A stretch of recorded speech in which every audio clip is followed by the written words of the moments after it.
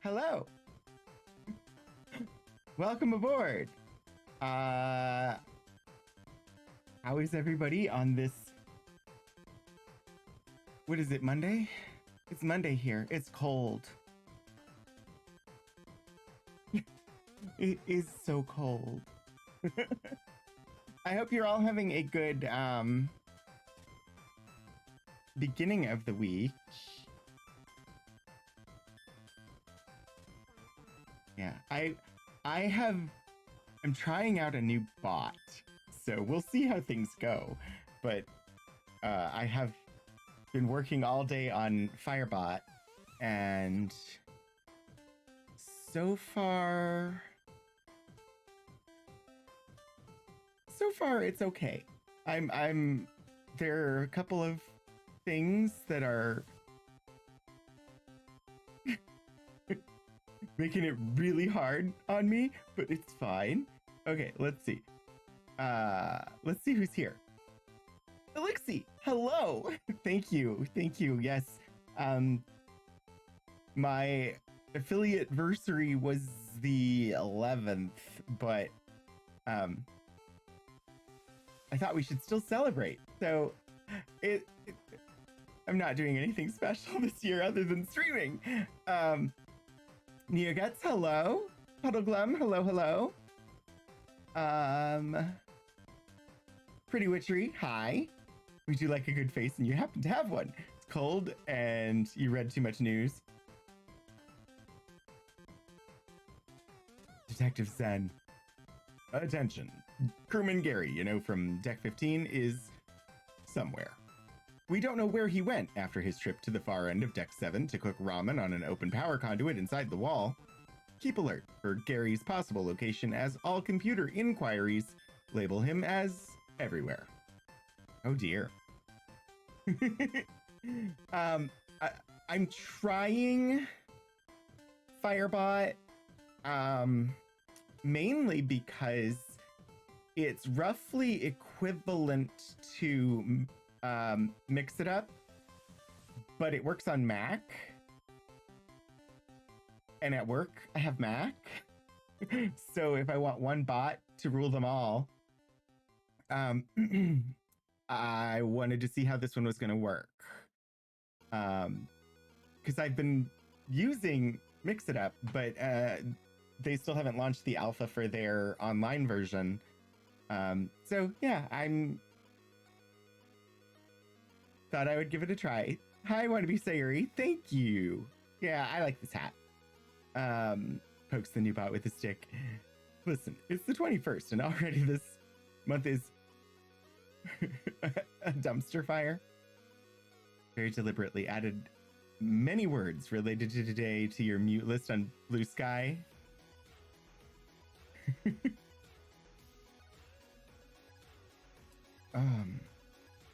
Woo.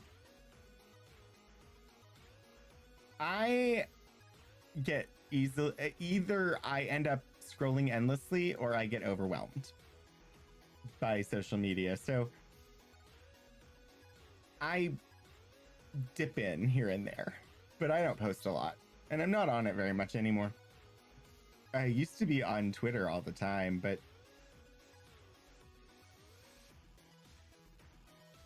yeah.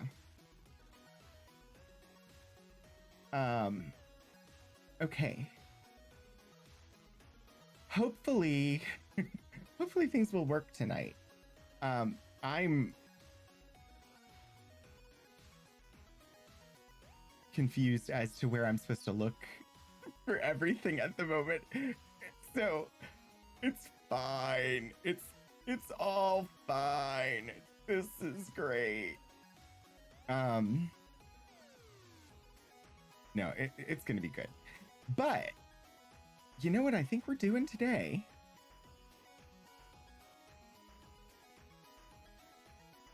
We're continuing to haunt a 19th century manor house as the ghost of its former owner, who is researching plants. At least I assume that's what it's about. Are we alive if there's no tech troubles? Because we don't have a body and there are no people. So I assume that we're a ghost haunting our former manor house and randomly making plants grow. I don't know. And that thing still isn't working. I'm just gonna make it disappear. You woke up because you felt too hot, but now that you're awake, you're not too hot. Hi, Moody Mystery. Thank you for the thank you. Yes. Woo. 4 years? I still have never fixed that thing. So I'm just gonna make it go away.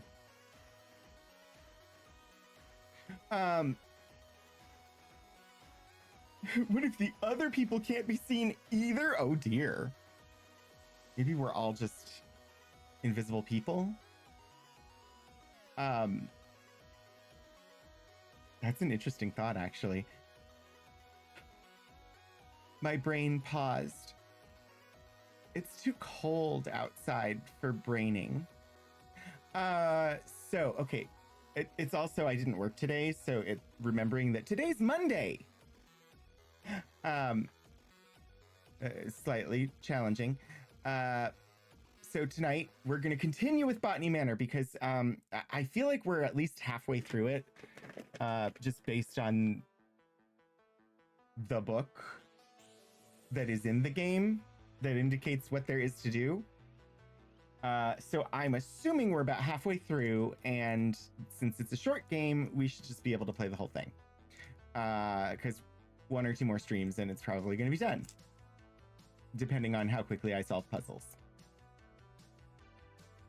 That said, at 9 p.m., as is normal for a Monday, we will be raiding over to Althaven for the latest from the Streampunks, who will be, one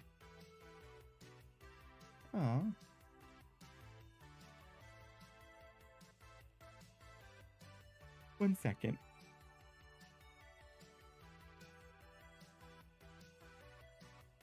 I can't tell.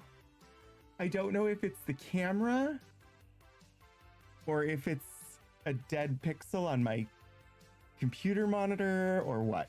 Anyway, sorry. I got really distracted. Yeah,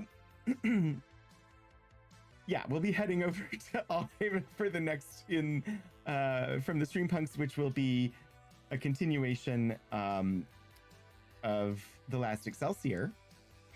And then on Wednesday, Archival Adventures will air at 3 p.m. Eastern, and I will be bringing you first editions from various authors, many of them notable. Honestly, all of them are notable. But and then Saturday, I should be back for more Martian Dreams, and maybe we'll fill the canals. I don't know. I honestly thought we were there, but apparently not. Apparently there's more to do.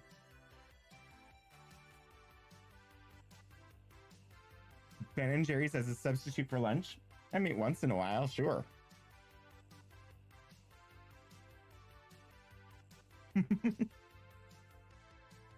Okay. Let's see if the game screen will work.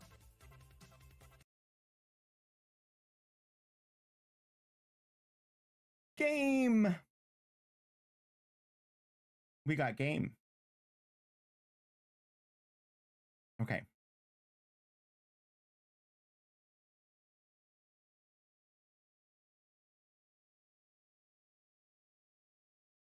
I think if you're generally good about eating healthy foods, then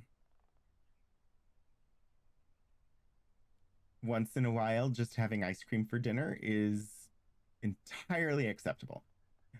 Okay.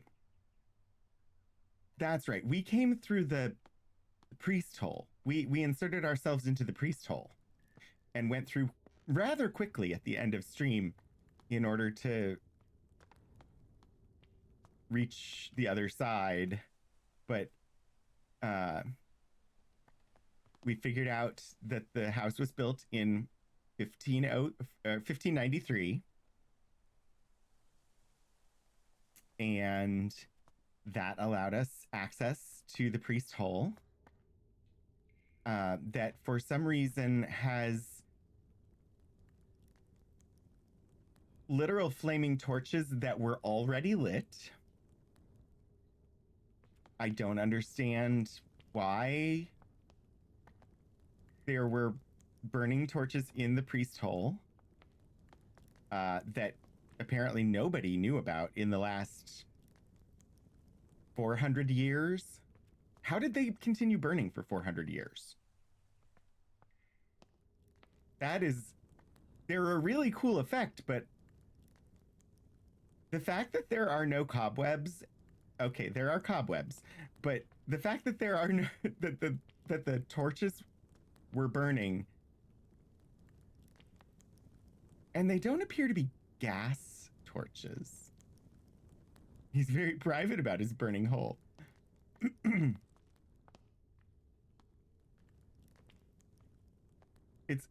It's a winding passage. Like, the priest hole is not it's not, you can't insert straight into it. You have to sort of wiggle around a little bit.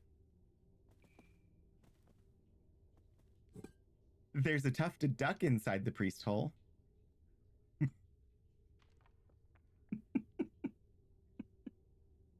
Only a doctor can cure your priest hole, and it's burning torches. Isn't everlasting flame meant to be one of those miracles?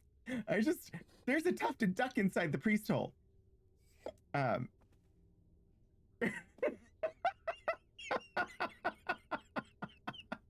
surely some papist tomfoolery. And then we found a note from the priest. A letter from the priest. My Lord Green, thou hast ventured mightily in granting me refuge within these walls, and for such favor I remain eternally indebted to thee. The cunning of Little John in his establishment of this sanctuary doth inspire awe. A saint he is to our brethren and sisters who have sought refuge from the harsh rule of Queen Elizabeth and King James. Pray extend my gratitude unto thy cook for the sustenance provided. A welcome respite from Brother Michael's oft-repeated fare of leeks and potatoes. Of looks and potatoes. With the most earnest of thanks, I entreat that this missive shall not mark our final communion, and that our faith may endure unbroken. Yours with devotion, R. Blount. Now, the fact that this letter is still sitting here after 400 years next to a lit candle, and that it isn't completely crumbling apart, given that this place certainly has not been temperature and humidity controlled for those 400 years. Yeah. I don't know. You penetrated so deep into the priest hole that you hit the house's intestines. You were raised Catholic. There's only tomfoolery and crime. Serving looks is something else. Hi, Simsilica. Congratulations, Simsilica. You have been randomly selected as VIP for the stream. Enjoy your digital gemstone and the ability to fling pun points around. My priest used to tell the kids that the lollipops he gave us at communion when we were too young to take the sacrament grew on a tree. Thankfully, that and decorating the church for Christmas were his only sins. Oh dear. Animatronic dolls. I think there's a bit too much tradition in most religion. Okay, yeah, so we got here, we sat down, we had a look around, but we haven't really explored here. The Lady Mountaineers Club. First outing, 1858. 1858 was only a couple of years, like 2 years ago. So we must be one of those Lady Mountaineers, I suppose. Because the stairwell had not fallen in before.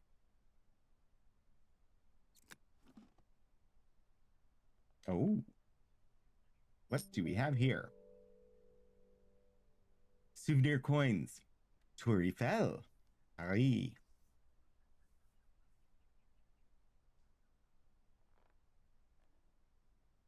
Souvenir of Ascension.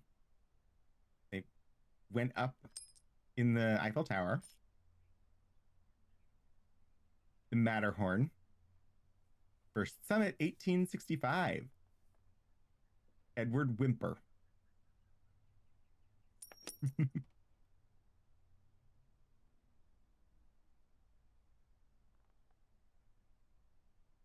You checked your calendar in 1858 is a little further than 2 years ago.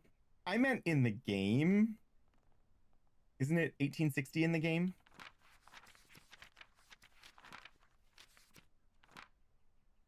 Oh, no, it's 1890. So more than 2 years ago.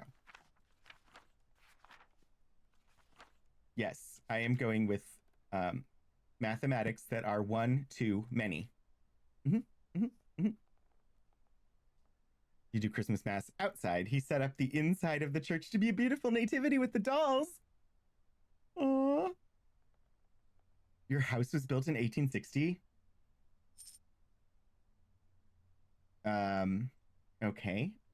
A ram's head with a star above it. Weisshorn, Switzerland. Ooh, wait, wait, wait.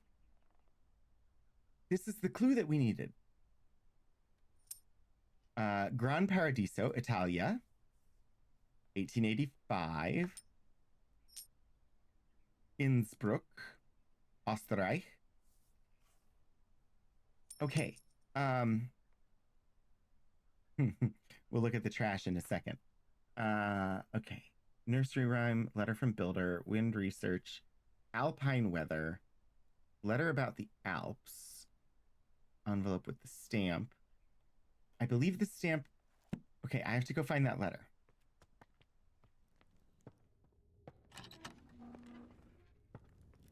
I wish I could just click into the clue in the book and look at it again, but I can't. I have to go all the way back to where the letter was, which good luck me finding it. I don't think it was in here. Where was the letter?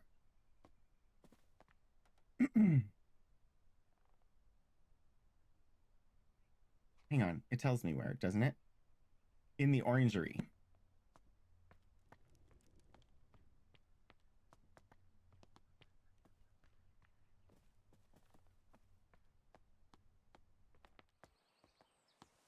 Not this way.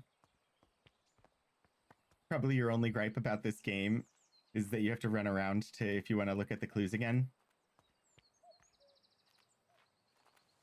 I mean, it makes sense since we just wrote them down in the notebook and we didn't like take photographs of them but yeah.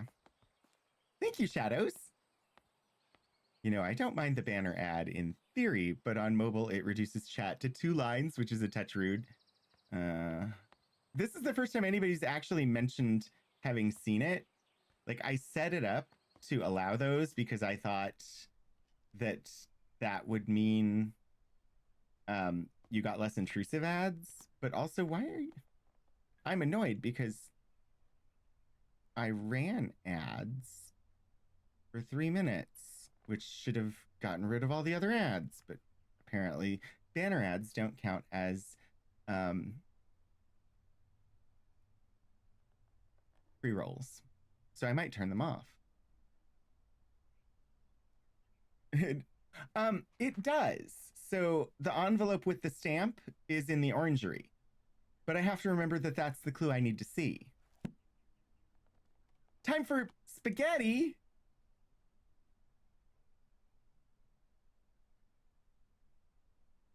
Totally hear the whole stream. Yeah, thank you. Okay, so the envelope. Yes, it is this one, which was Vice, whatever. I forgot the name of it already. But with that, then I can see. I need the tables. No, not this one. Sorry. I need the wind tables. Where were the wind tables? Also in the orangery. Do do do do do. I'm gonna run in circles. Running in place. Struck by the notion I'm stuck in this space with no forward motion. After the struggling, the smiling, the scheming. Wait, were the wind schedules down there? That can't be. I already had them. Was it here?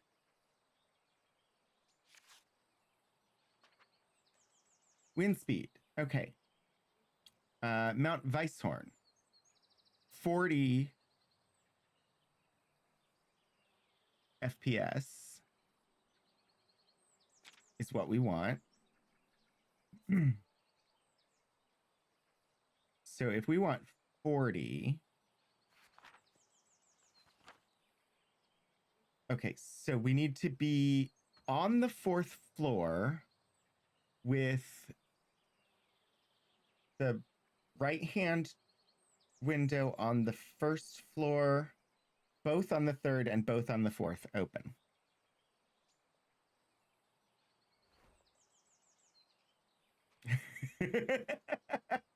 You like it when I play games that you'd probably like, but then you then show you that they would drive you mad. I love this. This is just great. I'm really enjoying this game. That's a guide to alpine climbing. I want way more pages in that pamphlet. Okay, so 1 right, 3 both, 4 both on the 4th floor. Let's give this a go. Soil. It's wolf glove, right? Yeah. Plant the wolf glove. Add water. Here we go. Okay. Let's go ahead and put that down.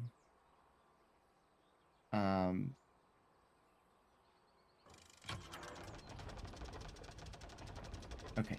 On this floor, I need to open this one. And then I need to go up. And go up. And then open both of these. And up one more. And then open both of these.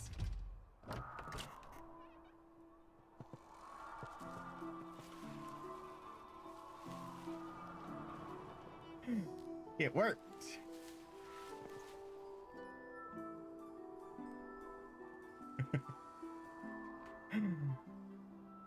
Wolf glove. The wolf glove grows in Mount Weisshorn, where the weather is just right. When the wind hits its tubular petals, a howling sound can be heard. Mountaineers are familiar with this flower and use it to navigate on foggy days. Having to go back to reread clues would end in divorce. I mean, oh, gatehouse delivery. I could always just like take pictures of them. Take screenshots or whatever.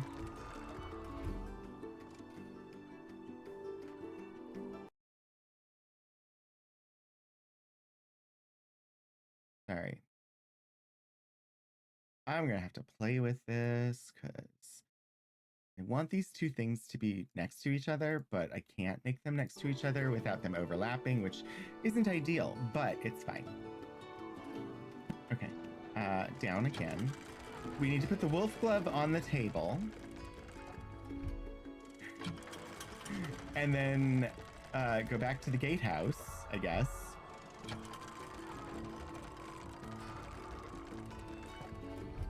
All right. I do love that there's like this musical celebration that happens when you actually grow a flower. Plus, there were more things in the orangery that we haven't looked at yet.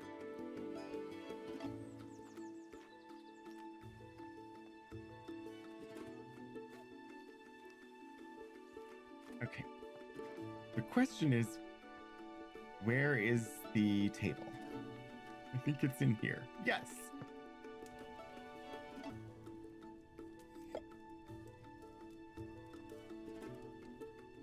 I have 5 flowers now. I would not enjoy growing flowers IRL. It would frustrate the heck out of me.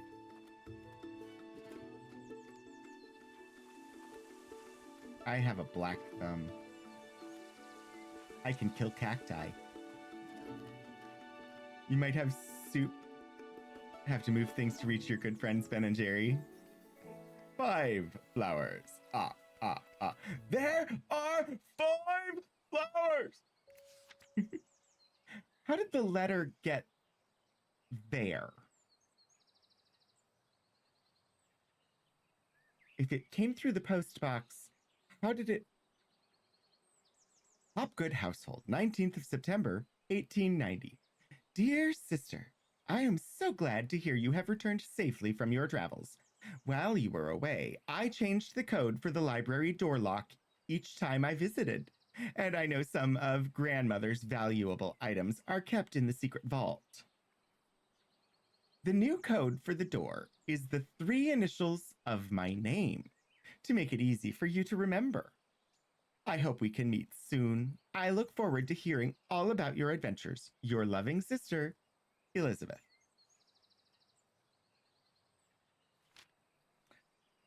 Great. Now I have to remember where I saw Elizabeth's name. Because I'm not actually your sister. Oh my. Wait, what?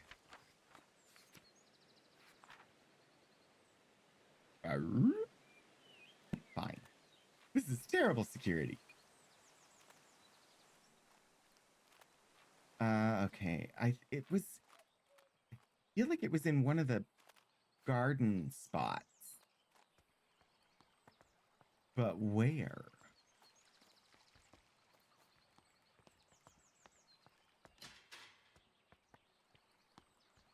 Do do do do do do do do do do. It may not have been. Somewhere.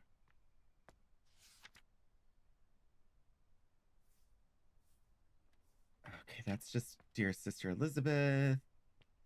Again. A duck! Back in the day, people used to actually know each other's full names. I know.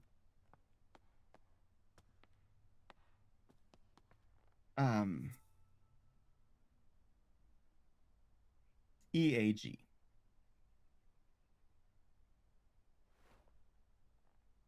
EAG. But first,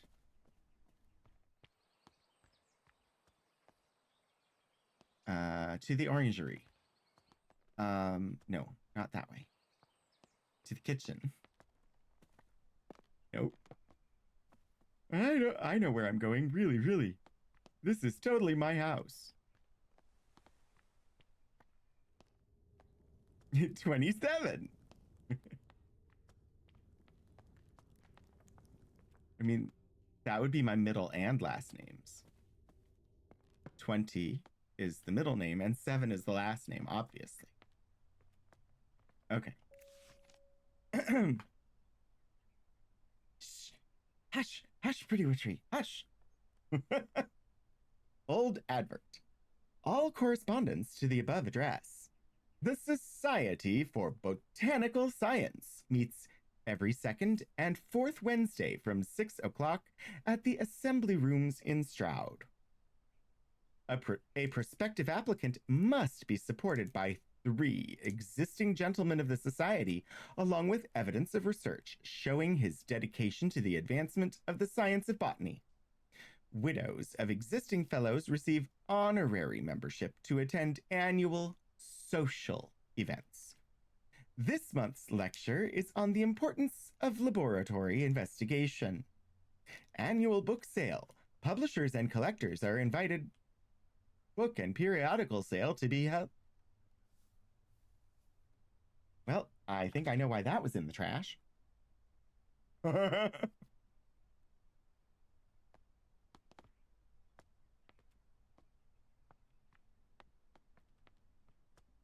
You know why the Wolf Glove solution was here? Because it was all about climbing. Which clearly you would have to climb to get out of here. Right?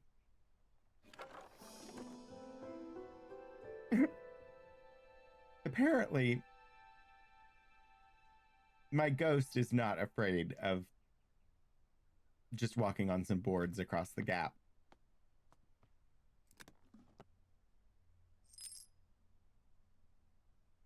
Ben Nevis, Fort William, Scotland. There's more souvenir coins. Mount Ventoux. Souvenir Alpine. Mont Blanc.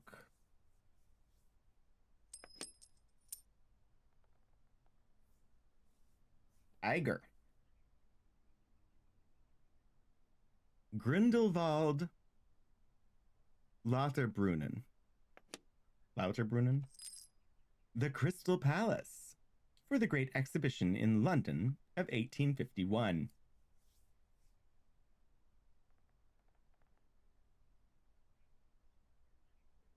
Steer Son and Company, 58 to 61 St. Paul's, London.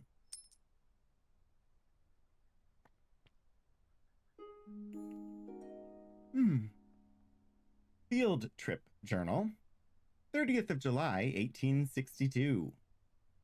Today marks the beginning of an intriguing adventure as I join Professor John Montague, his wife Anne Montague, and fellow botanist Robert Brown on our field trip to study British meadow orchids. Everyone's enthusiasm for the subject is infectious. Yay, spaghettis have been eaten! I'm glad they were good.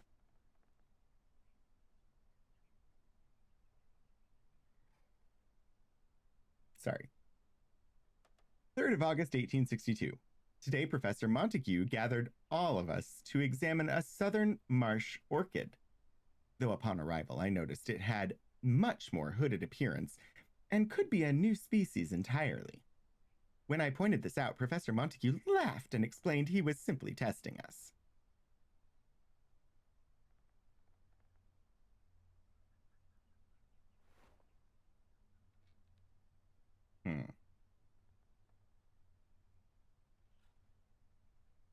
The ads know I want a desk, but they do not know I find those fake beige wood tops to be gag-worthy.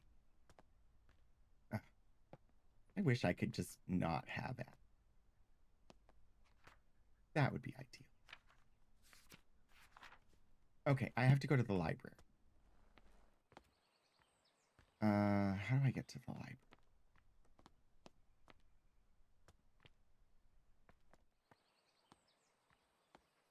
It's upstairs. And what did I say it was? EAG?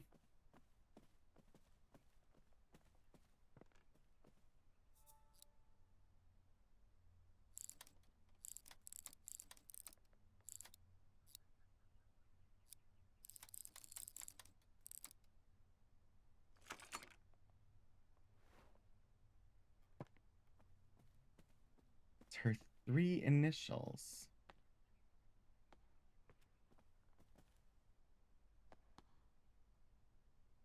EAH.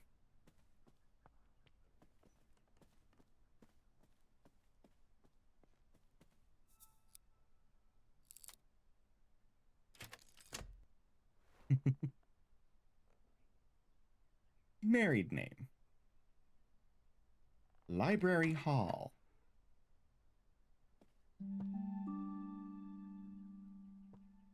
Oh, a chair. Oh, we've been running around a lot. We should probably sit for a minute. Honestly, they come and go and are less obtrusive than literally any video ad. Oh, it was another of the banners.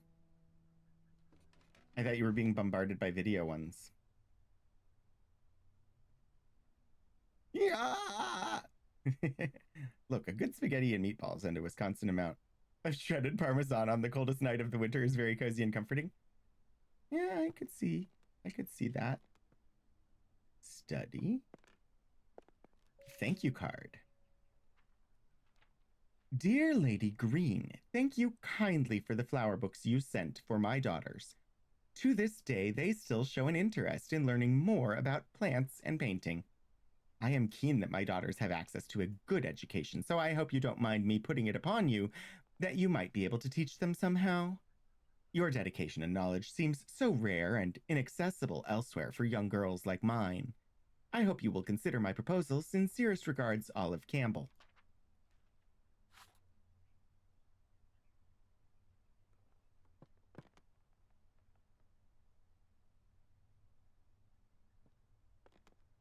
Olive.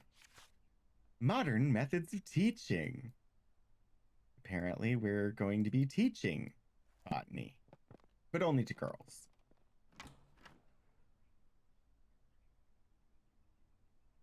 What did you forget on your pasta? 2005 style banner ads?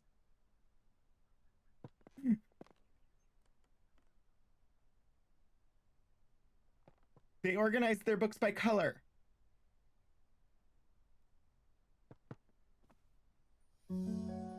Ooh, botanical allies. I am Groot.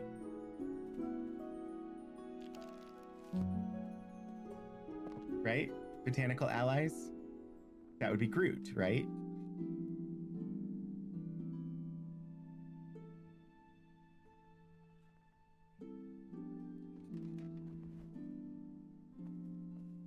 Sorry, there are 2 chairs. I have to sit in both of them. Botanical Allies is a great band name. You're not wrong. At least here they're not organized by color.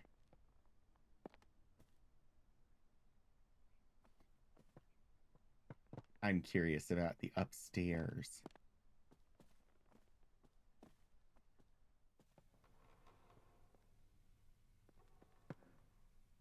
Again, with the just lit candles everywhere. This is how you burn a library down.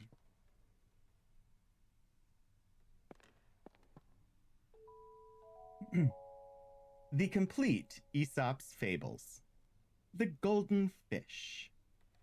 One bright morning, a poor fisherman caught a shining golden fish. The fish cried, "Please let me live.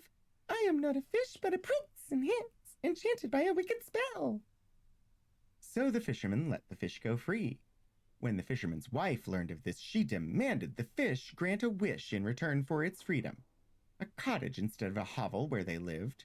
So the fisherman returned to the shore, and the fish granted their wish. But the wife was greedy and demanded riches, a palace, and servants. All the while, the ocean became darker and the shore was black with dirt. Finally, the wife wished to be so powerful that she could grant wishes for herself. In return for this greedy request, the fish revoked all of the wishes it had granted. After that, the ocean became blue again, the shore clean, and the fisherman never saw the golden fish ever again.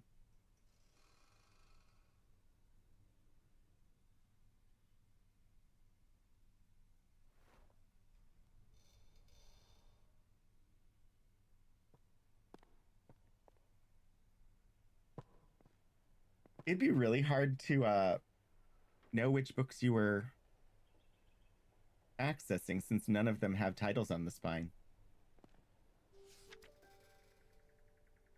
Your company is respectfully solicited at a New Year's ball to be given at Somerset Hall, Thursday, 4th January, 1860. Supper is at 6 o'clock. Good music in attendance. E. Grimes, proprietor. Cousin, wash your hands and accompany me. You won't find a husband at the bottom of the garden. T. Folklore people are wild. If a fish talks to me, it's going back in the water and I'm moving towns.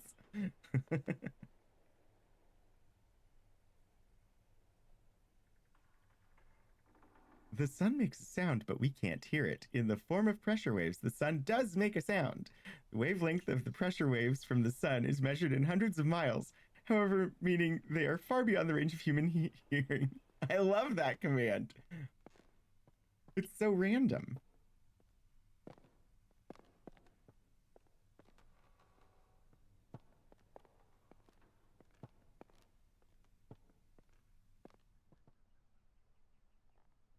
I see the crate, but I don't see any barrels.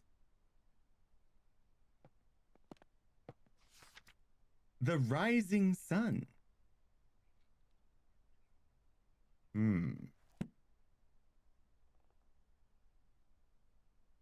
That's not culty at all. Yeah, I have not died in this game yet. That is true. Hi, Obi. No plant poison related deaths yet. The sun is a massive incandescent gas. giant nuclear furnace. There's a heart in the sky. There just is. Don't ask why. It's the sky. Into your pants after that book title.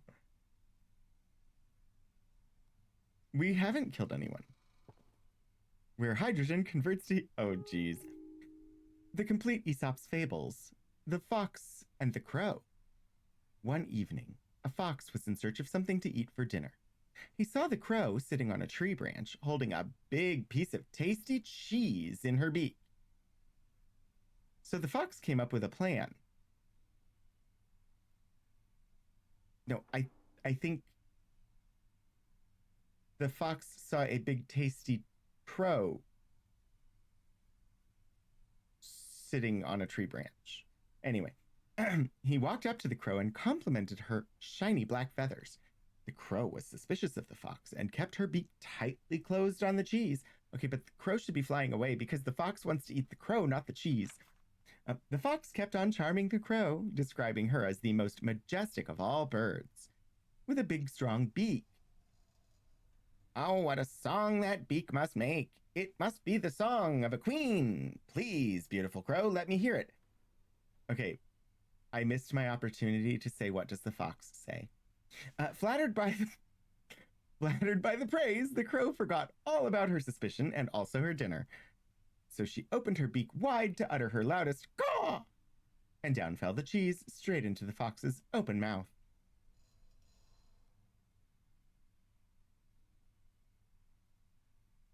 No, I knew exactly what it was, Detective Zen. But I don't know the words, so.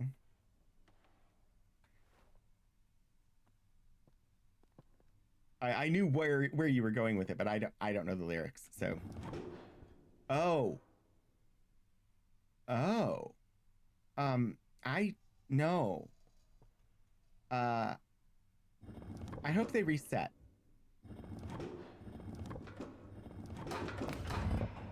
Good.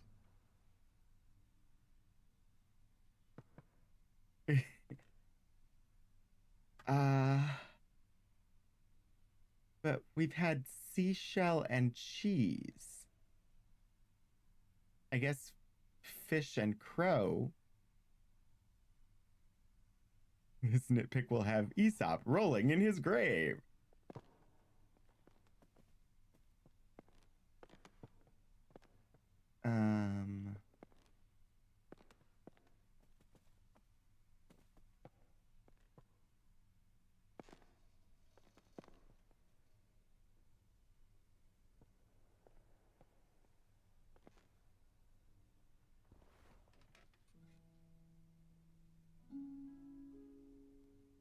I love that they just gave me some lovely little harp when I sat down.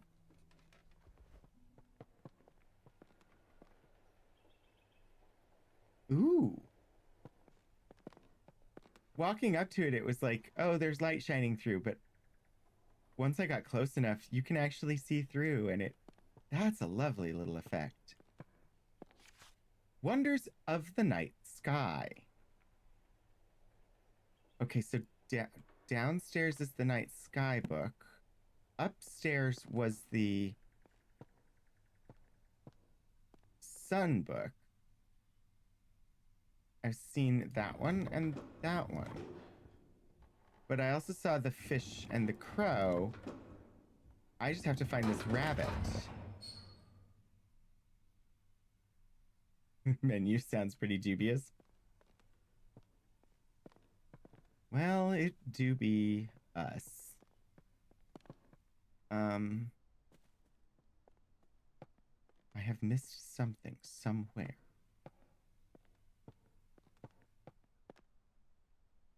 Oh, the tortoise and the hare. The hare and the tortoise. At midday, a hare and a tortoise took a walk together. The hare moved quickly and noticed the tortoise struggling to keep up. The hare laughed and challenged the tortoise to a race. The tortoise accepted. A course was decided, and the race began. The hare immediately leapt out of sight, but then laid down to take a nap, sure that the tortoise would never catch up. The tortoise plodded slowly on, making his way towards the finish line. When the hare awoke from his nap, he opened his eyes just in time to see the tortoise crawling slowly across the finish line. The proud hare had been so sure that he would win and underestimated the tortoise. As the tortoise crossed the finish line, he exclaimed, "Slow and steady wins the race." I hope there's not much hair on the tortoise. C-3PO. Okay, but I don't know what order I need to have them in.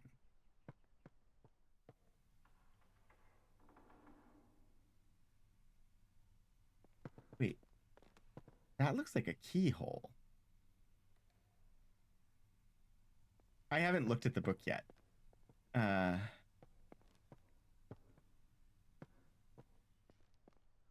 There's the rising sun and the tortoise and the hare, and over there is the.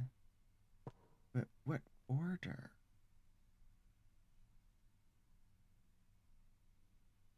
Okay, we'll look at the Botanical Allies book. Nightfall, Lilium Hesperides. I vaguely recall my grandmother studying the nightfall when I was young. The seed is in Grandma's vault, which I assume getting into Grandma's vault is the puzzle that we've been working on. Sapphire Gloom. Satharella Coruella. Okay. Judging by the name, I don't believe this to be an edible mushroom. Cradle Fern. Blacknumnitis. The past years, these ferns have drastically declined on the banks, so I feel compelled to research any changes in their environment. Study, master bedroom. Brook Chalice. My friend, Ranunculus condatis. My friend wrote to me about the brook chalice, which he made me want to research them. All right.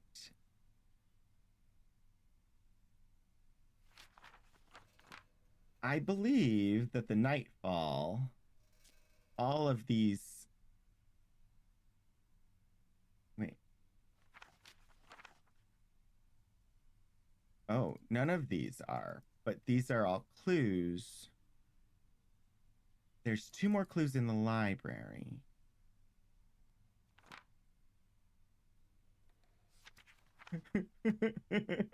Realizing how many grandmas probably poisoned their awful husbands.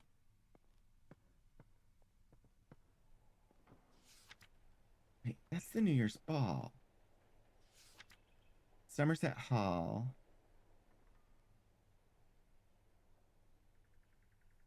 Wash your hands and accompany me. You won't find a husband at the bottom of the garden.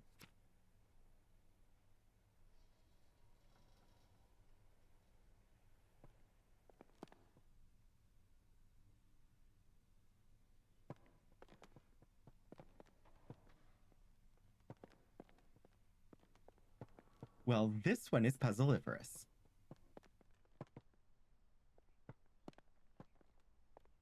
For a second, I thought I saw a thing. But I think it was just clipping. Tortoise in the hair. Slow and steady wins the race. I assume that means we're going to need to come back here later.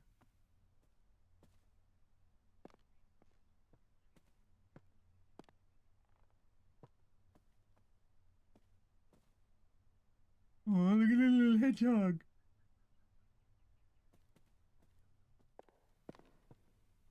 Because I don't know the combination.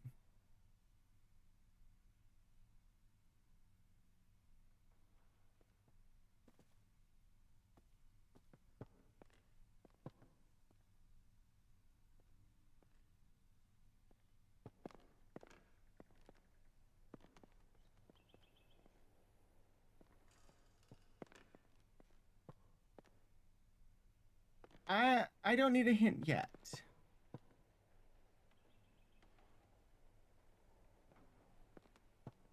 But thank you for asking rather than just throwing one at me. Method Modern teaching. Chair. Library. Thank you card. Olive Campbell. Study is locked. This door is blocked by the tree. Okay. The only other clue I feel like we got at the moment is her cousin.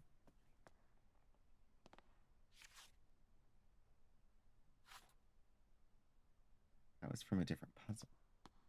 Her cousin with a T. So if we are Arabella Mary Green, okay, so her cousin would be Thomas, right? No, cousin. That's her parents, but it's 1890. So that's her parents, and then that would be her uncle. Yeah, cousin. Yeah, Thomas.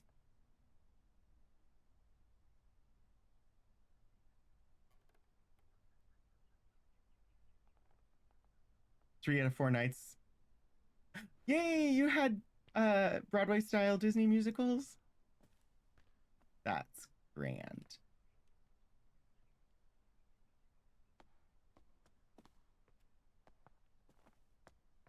Wait. Okay, so Thomas. What does that get me? Sorry, I just have to run through the priest hole to look at things.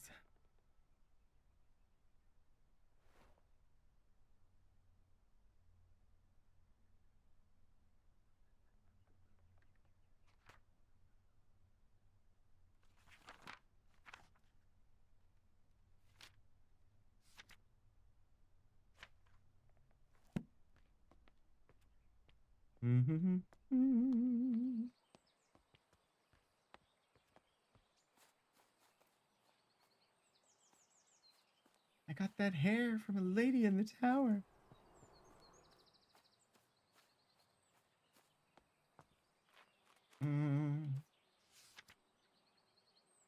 Turbulent tower. We're about to have 3 minutes of forced advertising.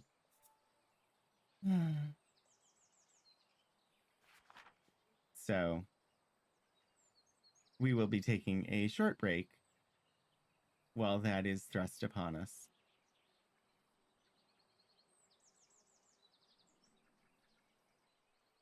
See you soon.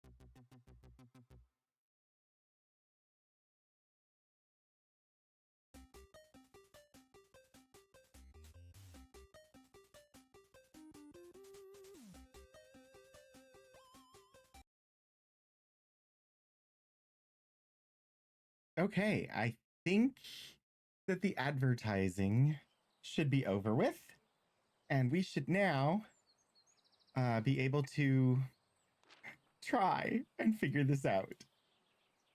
Uh, two university type ads, that would be funnier on a Wednesday for sure. Orchard mosaic.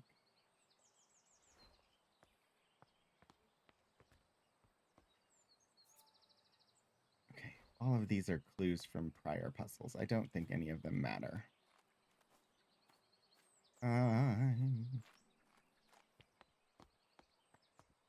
So there's the reference in that note to the basement, but I don't think I know how to get to the basement.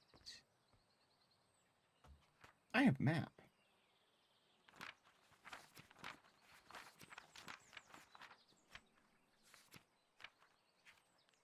All right. There's the gatehouse and the conservatory, the driveway, the entrance garden, the long hedgerow, the orchard, the back terrace,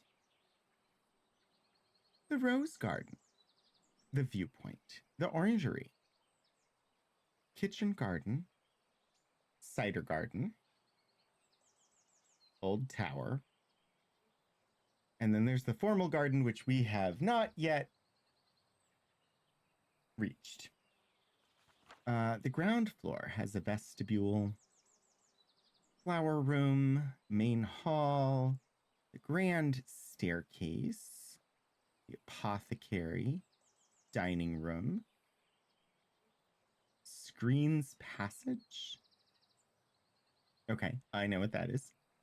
The kitchen, the pantry, the servants' hall, the kitchen garden, the smokery, the orangery, and the painting room.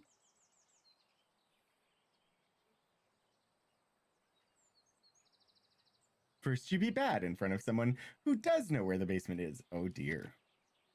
The first floor.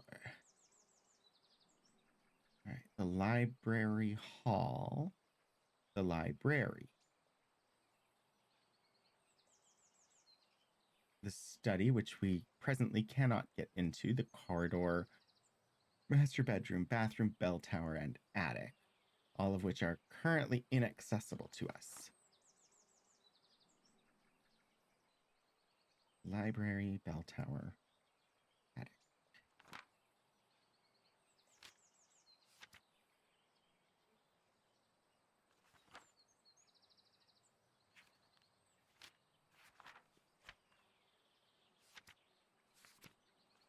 The bell tower is above the vestibule.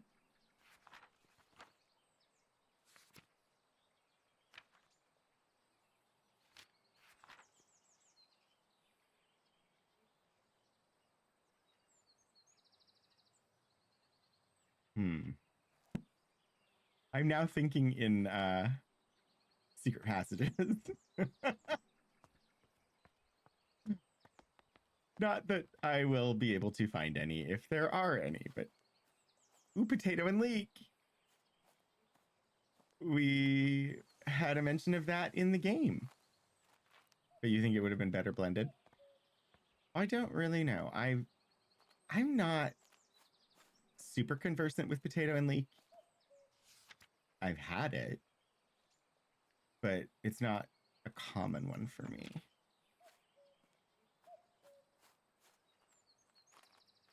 Right, and the gatehouse is out here. And the conservatory.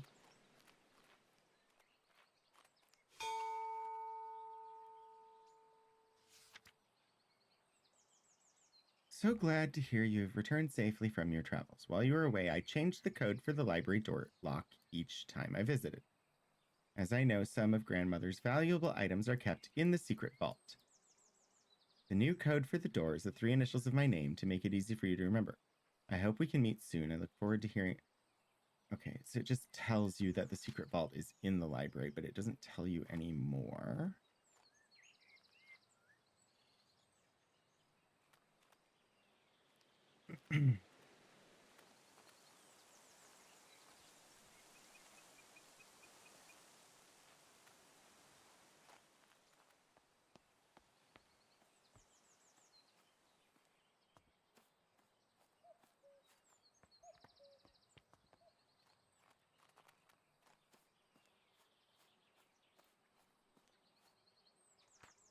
Drawing from nature. And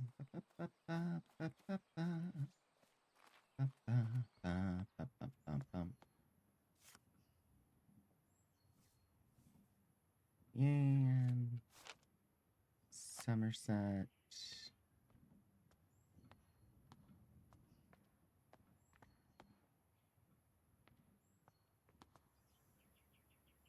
This is where we started.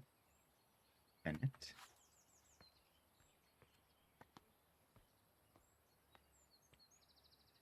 Maybe there isn't a basement. It's not on the map anywhere. But then now I'm confused. I mean, I suppose the priest hole counts as a basement, in which case he's right. We're not going to find a husband down there.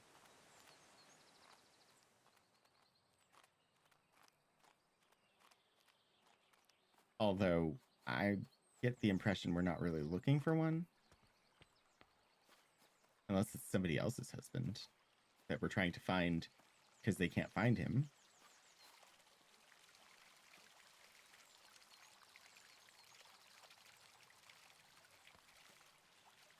There's definitely more to this than we have encountered yet. Oh, look at it. It's a bush in the shape of a birdie. Sorry.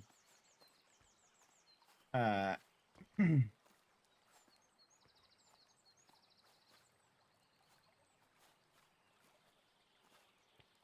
there robots in disguise? Because it sure feels like there's more than meets the eye.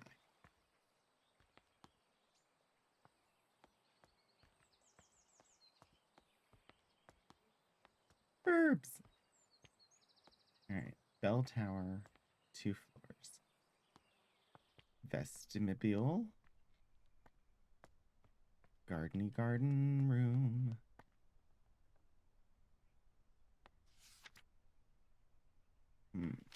Okay. Okay. It's all well and grand. Thomas Goodfellow. Nope. Family trees complete.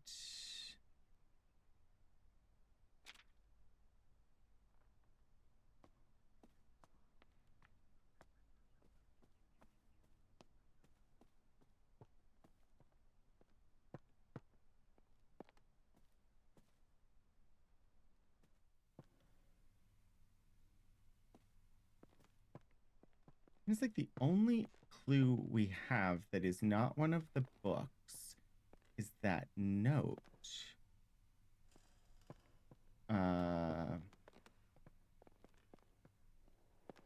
This. New Year's Ball, Somerset Hall.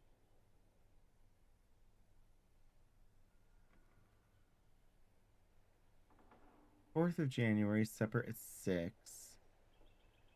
Music. Wash your hands and accompany me. Bottom of the garden.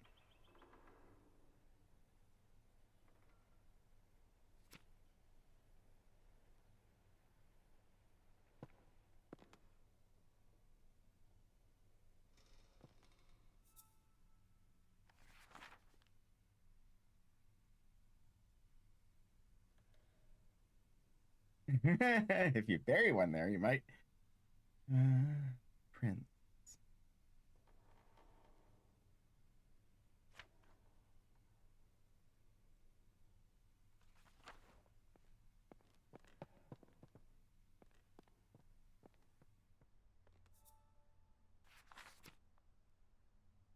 Midday.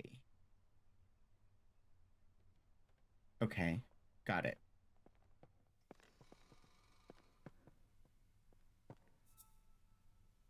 Bright morning.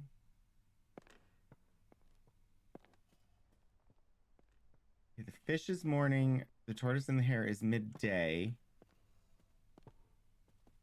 And this one is evening.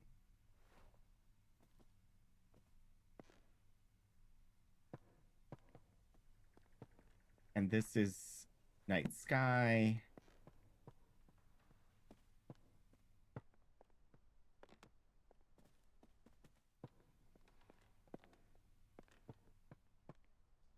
Rising sun.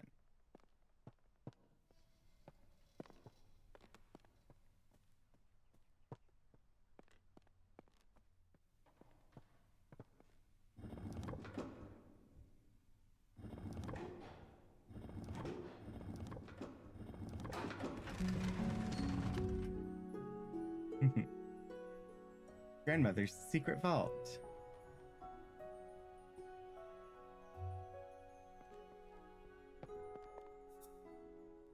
Sunset, 1st of May. Red, orange, yellow, pink.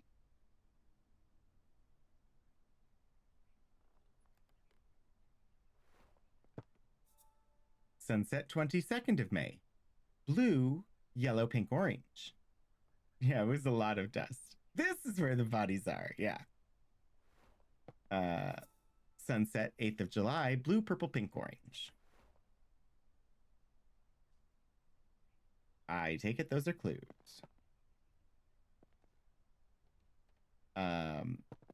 Some of them are blue. Just clues. Sunset, 8th of August. Blue, purple, red, orange. 12th of September. Blue, yellow, orange, red. 25th of June. Blue, purple, orange, red. Okay. Ooh. You have to hide somewhere after experiencing the priest hole. What? A puzzle? In our cute botany game? Puzzles. More likely than you might assume. Sunset, 14th of October. Green, blue, pink, orange. Green sunsets are generally not a good thing. Sunset, 29th of April. Purple, red, orange, yellow. Okay. Well, now we know what was happening in the painting room. The London Record and Weekly Journal of Literature, Science, and Art. Number 159, Volume 7. For the week ending 9th May, 1829. Price, 1 penny. Lindley appointed chair of botany at University College London.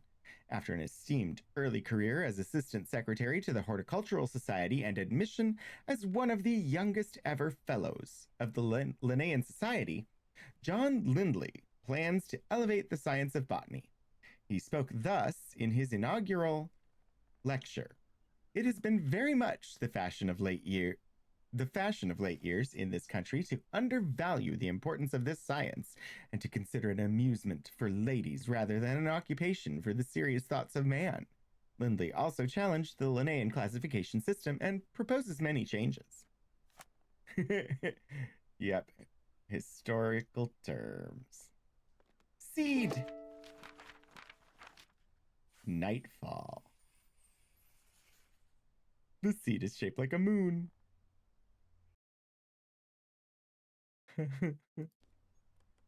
The sunset paintings are definitely a clue for the nightfall.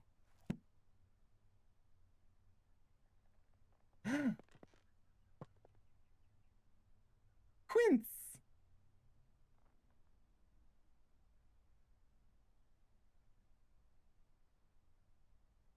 Sorry. Quince are very rare in the US. A key. Here?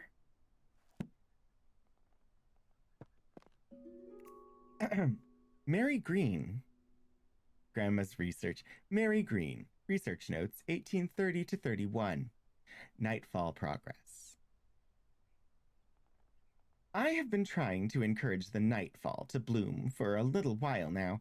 I'm determined to prove it's more than just a myth. So far, I have deduced that the flower opens at sunset and only during a particular time of year. When exactly that occurs still remains a mystery to me. I shall plant a few more seedlings tomorrow and continue my research. Tasks for this month: monitor nightfall seedlings, rose planting list, collect field samples, seed collection.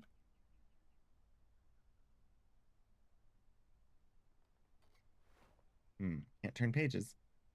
Cleaning? But there's botany to do. Right. So one of these paintings is the correct colorscape for the Nightfall Blooming. I'm going to guess that it's this one, 14th of October, because it's the only one with green.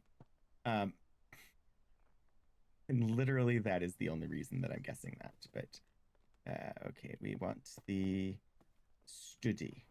Wait, no, it's back this way. Studiosity.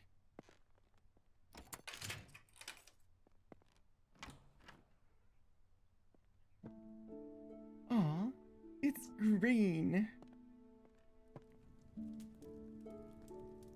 And it has a fire burning behind locked doors. Again, this feels very, very like the others. Yay! Congratulations on having completed dishes. All right. We got spores for the sapphire gloom because mushrooms don't have seeds.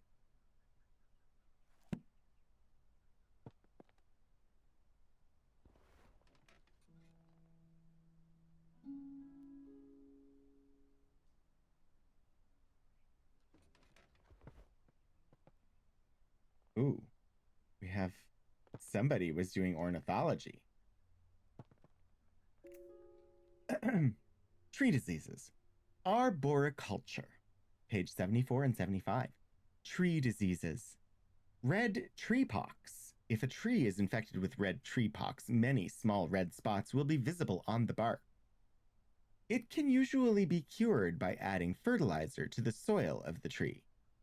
That is not what is happening with the tree in the vestibule.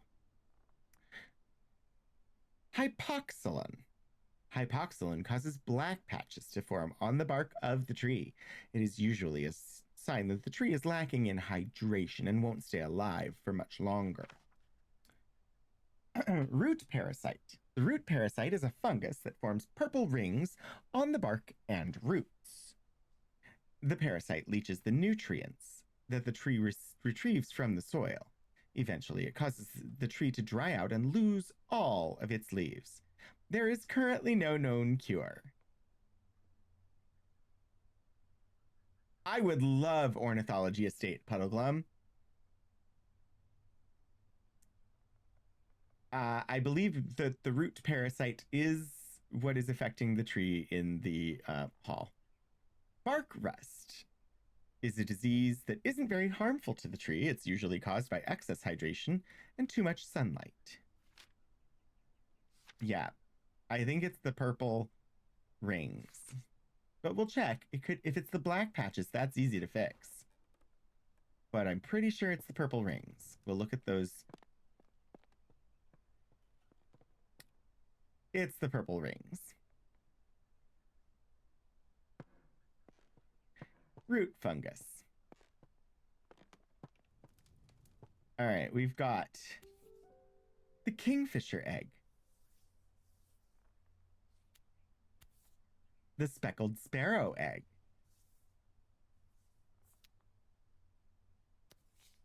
the shoveler duck egg. I haven't seen a shoveler duck yet.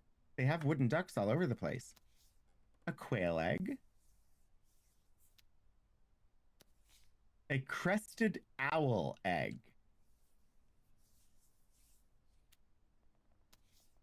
a golden mallard egg. We did see a mallard, but it wasn't a golden mallard.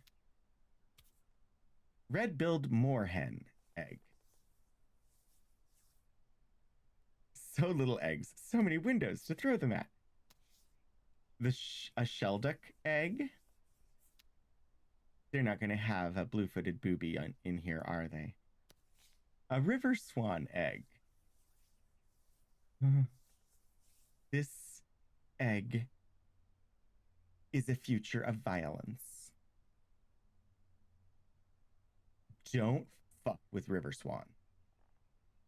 They will fuck you up. Blue heron egg.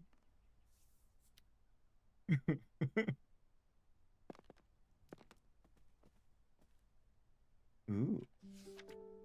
Professor's note. Arabella, I have some more books from the department that may be of interest for your research. One I recall was a favorite of your father's. If you have any trouble when you visit the college, tell the secretary you are collecting materials for your uncle. So long as they are returned before summer ends, the other professors won't notice.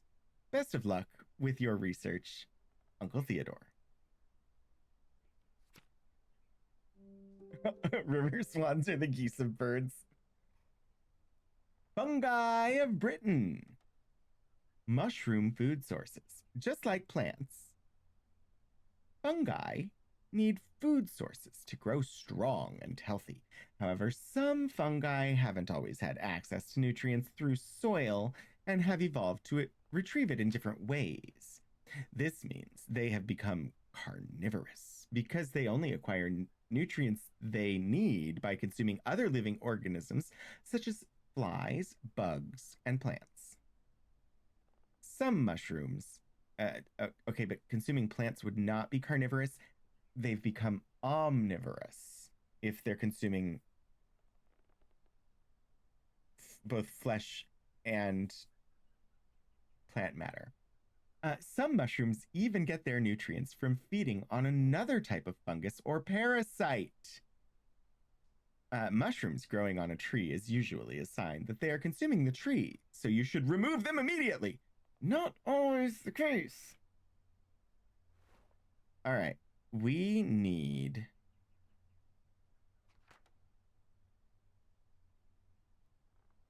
to grow mushrooms on that tree because it will eat the root parasite. That's what I'm getting from that. Letter from Anne, January 1890. My dear friend, I have been pondering these last weeks what could be the best way to see your remarkable flora reach the wider world, since it is so seldom we are able to see our own work published. Considering your uncle's reputation in the scientific field, have you considered asking him to publish your herbarium under his name?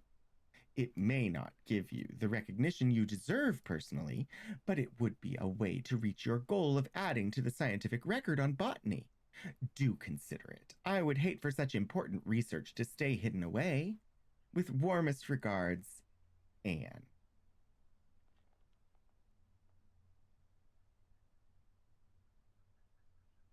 We should use fire on the tree.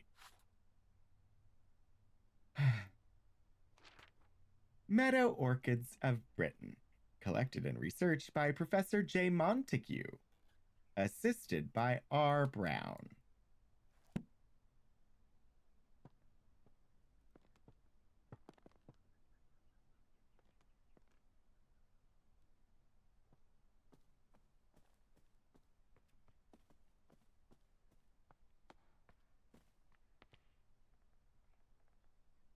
Uncle Theodore. Whoops. Let us see. What other clues have we retrieved? Got Grandma's research. We've got the sunset paintings.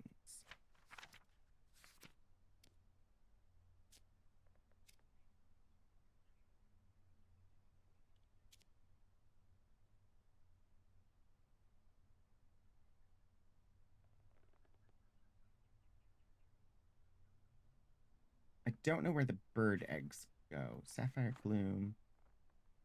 Burns.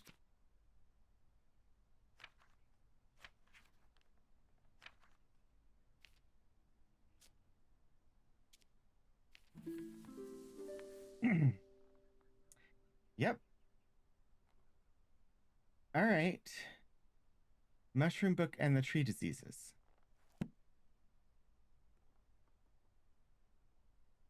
Are the only two clues for the mushroom. All right.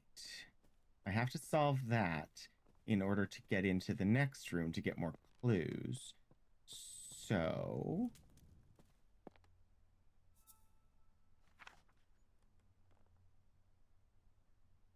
leaches the nutrients that the tree retrieves from the soil. Eventually, it causes the tree to dry out and lose all of its leaves.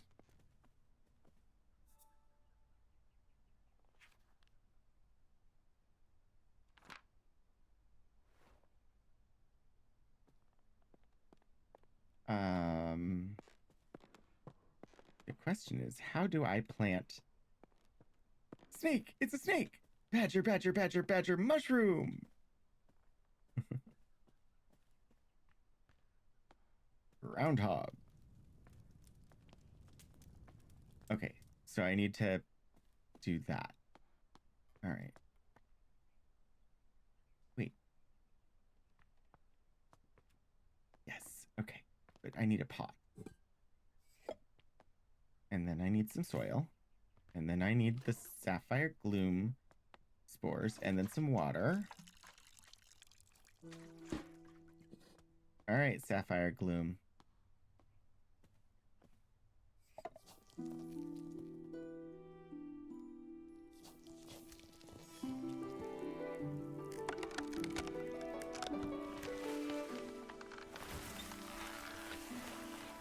Aw, it grew back its leaves really fast.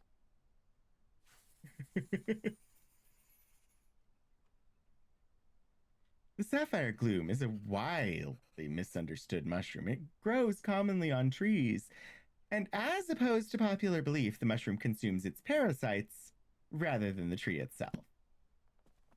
Lovely. Great. All right, let's go put this on the table. Noting that it is not, in fact, an edible mushroom. And yet, I don't know that any of the flowers have been edible, but we keep putting them on the table just the same. While I'm thinking about it, we'll add 60 minutes to the automated ads so that we don't have another automated ad break. Okay,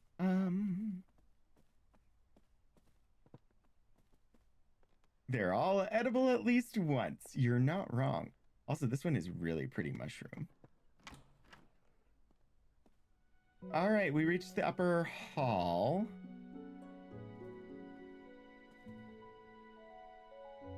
The trapped fairy.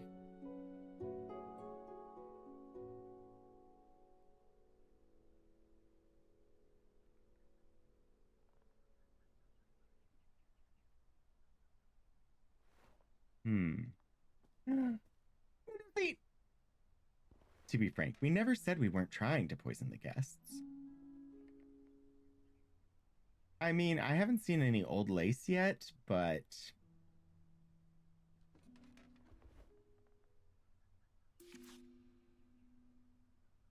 Theodore Roosevelt is in our other game that we play on Saturdays. Letter about weeds, 10th of August. Dearest Arabella, I was taking a walk along a river in Somerset recently and noticed a sight that I just had to write to you about. In the water, I saw the brook chalice blooming. I've never seen or heard of it flowering before. None of my books mention it. Then how do you know what it was? It was so beautiful. Do you have any idea what would have caused this? Ever your friend, Edith. In the water.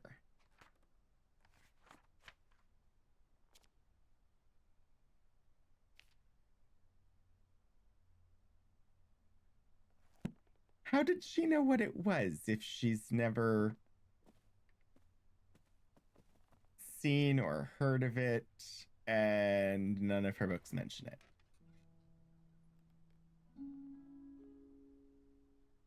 Ooh, look at the cradle fern picture.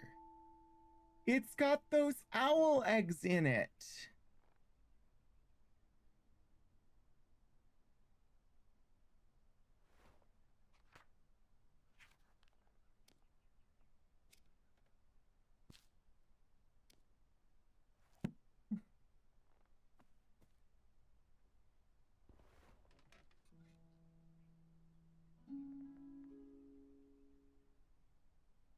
Better,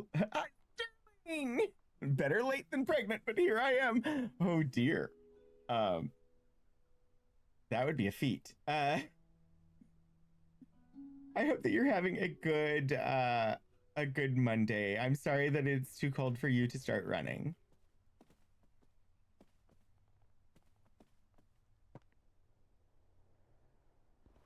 But I agree, it is too cold to run outside for sure.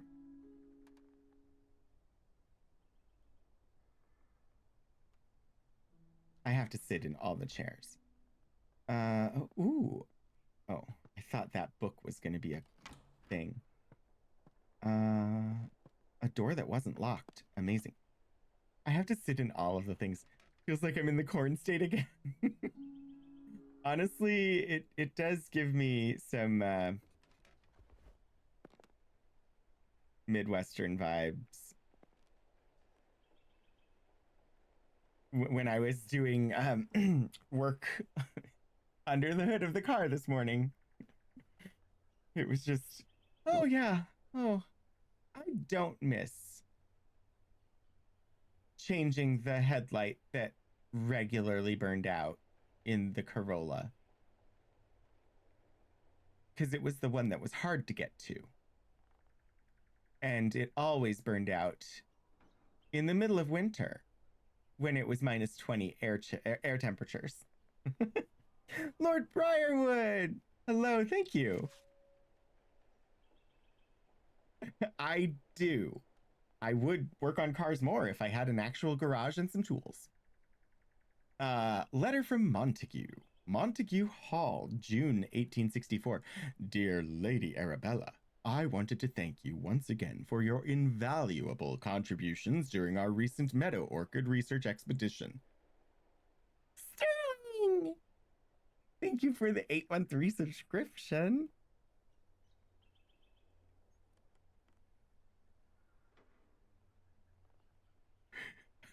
It totally pulled me out of reading the letter, but that I don't mind. Thank you. Your keen observations and deep knowledge of orchids was so helpful. Your dedication to the field is an inspiration to us all.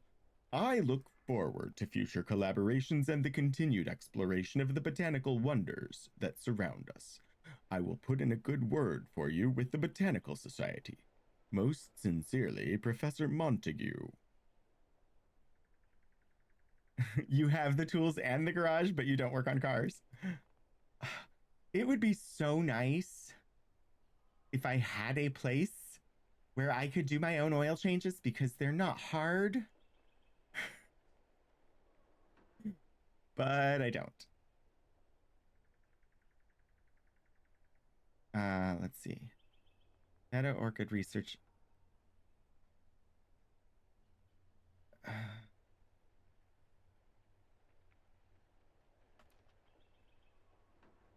It doesn't really tell me anything about the Meadow Orchid, though.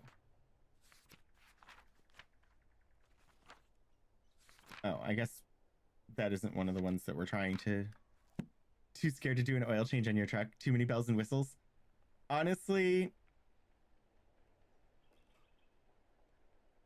I would probably be too scared to do it on the Prius. Because the Prius is a hybrid and they're special. Like my brother had to go through special certifications to be allowed to work on them. In case you didn't know, my younger brother is an auto mechanic. So, River Trust, Somerset River Trust seasonal newsletter, April 1890, Somersetshire. River swimming this season. Dear members, we want to make sure you can all enjoy swimming this summer, so we have cleared the most popular rivers of Somerset of all aquatic weeds. The River Cam, the River Chew, and the River Summer have all been cleared of weeds thanks to the services of Clark's Aquatic Weed Removal Company. Thank you for your continued support. Thanks to your monthly donations, the rivers of Somerset are clean and weed-free. Monthly donations can be made by appointment or subscription in writing too. All right. Cam, Chew, and Summer.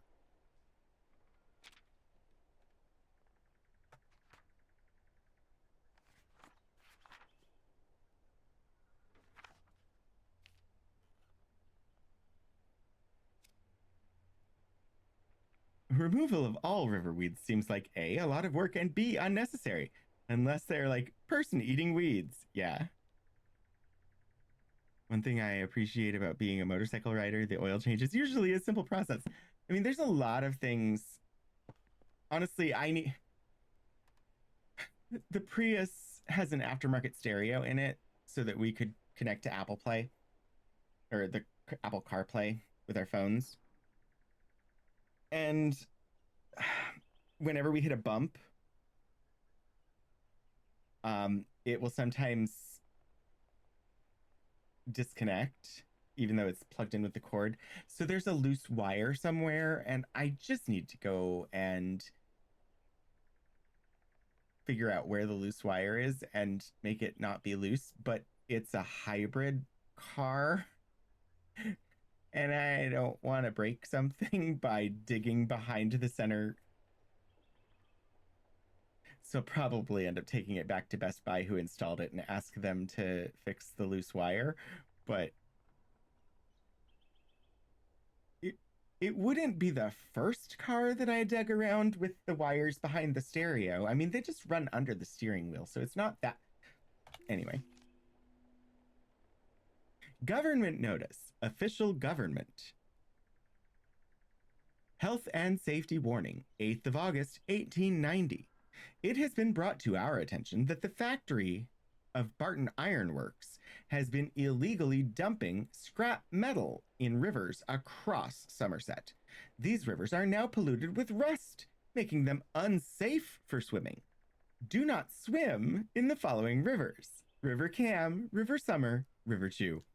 The River Frome was also affected by the waste. Though oddly, the river is completely clear of rust pollution. We are still researching what led to that effect. The mayor of Somerset. Well, I can tell you. Nobody cleared the brook chalice out of the River Frome. While the mansion isn't fully explored, our stream is close to 100% complete. Time to start preparing for the end. This is the end. My only friend. The end. Shorter to list river areas safe for swimming. That is true, especially in Baltimore. Letter about melodies. Dearest Arabella, I am writing to share with you an exciting discovery I have made in my botanical studies. It turns out that some plants are particularly sensitive to sound and seem to thrive when exposed to music or melodies from their natural environment. I hope to share more of my findings with you in the near future and would be delighted if you could join me in my research. Your sincere friend, Marianne. Oh my God, those tails on those L's and D's and F's and so affected. Okay, something likes melodies.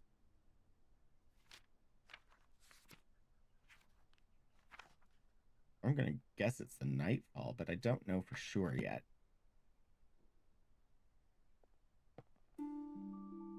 Rivers of Somerset. The River Axe, 25 miles, average temperature 10 degrees. Bridges, 2. River Parrot, length 37 miles, average temperature 20 degrees. Bridges, 8. River Yeo, length 15 miles, average temperature 20. Bridges, 3. River Tone, 21 miles, 15 degrees. River Frome, 27 miles, 25 degrees with 4 bridges.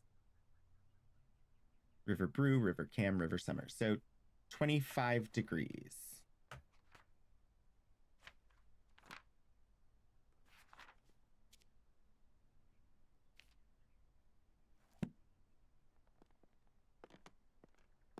Well, let's go get the seed. It's up here in the attic.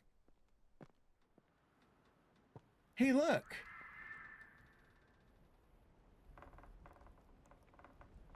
It's like plant life helps clean the river.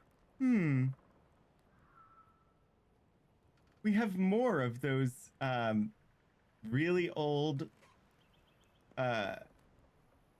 torches that just burn on their own. Okay, this is where the music will come from. Play it yourself. Home Pianoforte Collection. Bird calls. Oh, we're in the bell tower. We're not in the attic. Interpretations from Nature, written as easy-to-play melodies to enjoy at home, published by A.G. Gilchrist Music Company, London. Shoveler Duck, EFEDCDCD. Blue Heron, EGA. Shelduck, FGAGFGFE. The Pintail, the Golden Mallard, the Crested Owl, Silver Magpie, Red-billed. All right, I know.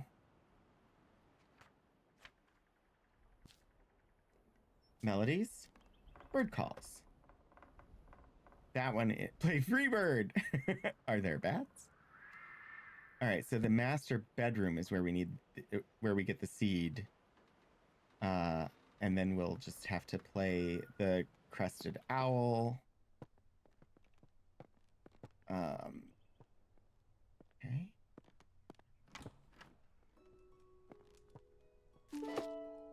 Cradle Fern. Got the seed. Aquatic weed removal. Do you have a pond? Do you want to swim in it? Is it covered in slimy weeds? We are specialized in removing the following weeds: algae, Himalayan balsam, brook chalice, duckweed. Make an appointment today. Clark & Company, Certified Weed Removal and Agriculture Services, Yeovil.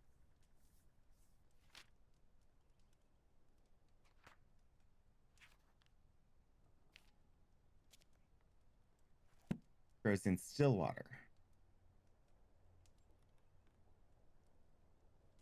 Aquatic weed removal. Somerset Society for Wildlife Protection offers a petition to be presented to the Honorable House of Commons. In recent years, hunts have been taking place near the Somerset rivers. Tragically, this has led to the decline and even extinction of some bird species. No longer can we hear their beautiful chime-like calls. We call upon the government to regulate hunting near the rivers of Somerset. We ask that they respect the breeding times of wildlife. If you agree, please sign below and return this letter to us. No expense attends signing your signature. Okay.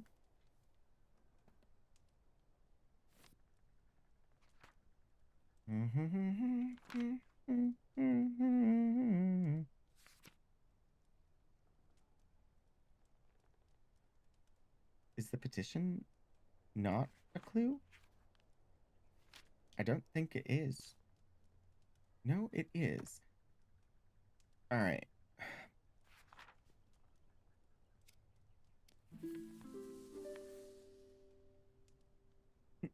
For balance, we've decided to arm the bird. All right.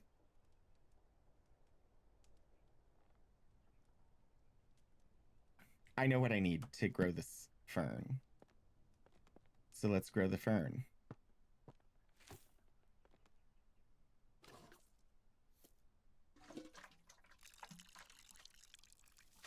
Bird arms. Oh, bird arms are some of the funniest little gifts. If like drawing arms on birds is just hilarious. Crested owl. ECDEGF.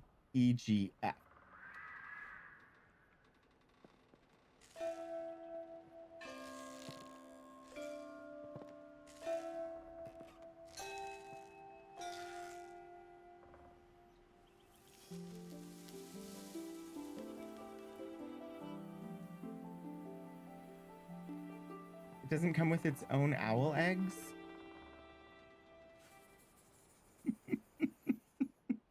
I assumed it would just have owl eggs in it. The cradle fern is used by the crested owl as a nest, and in turn the plant has grown dependent on the owl's chime-like call to grow. All right. Feed me, Seymour, feed me now. Let's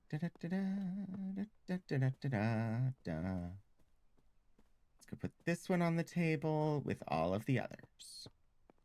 Right next to the poisonous fungus.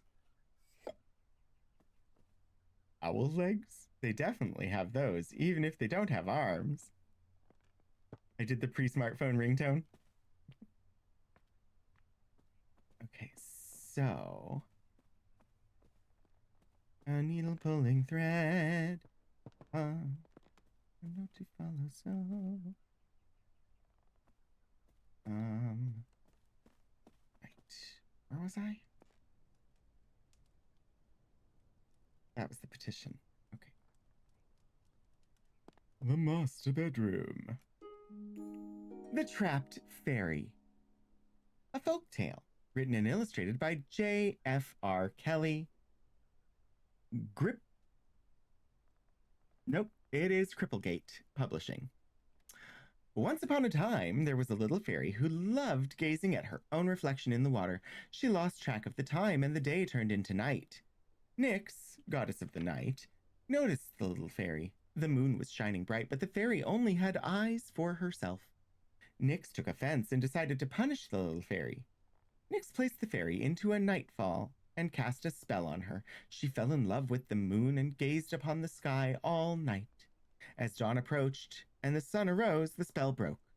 Though, just as the fairy awoke from her enchantment, the flower bud closed and trapped the fairy for eternity.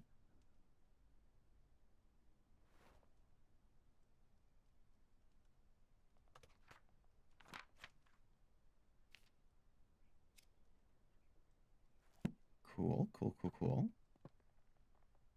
Yeah. Photograph. My dear Nova. Never forgotten. Meow.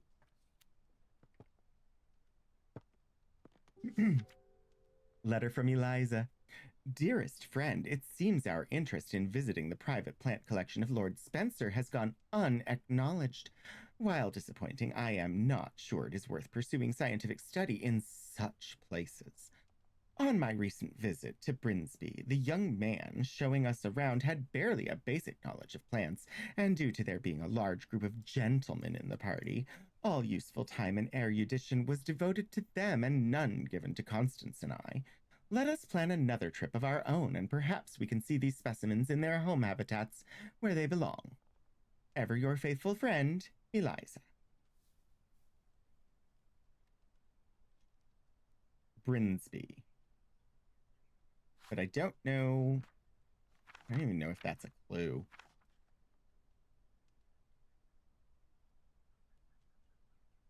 Women traveling alone in 1890? More quince.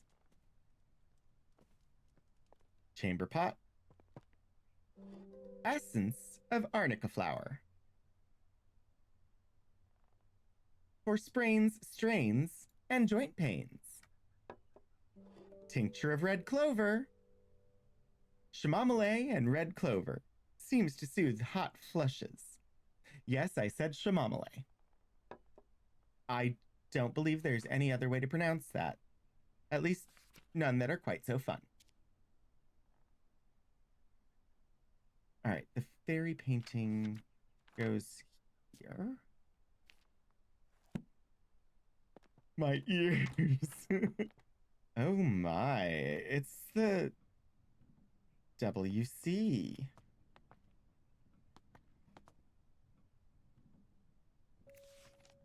Wilson Plumbers, Gloucester, Bristol, Stroud.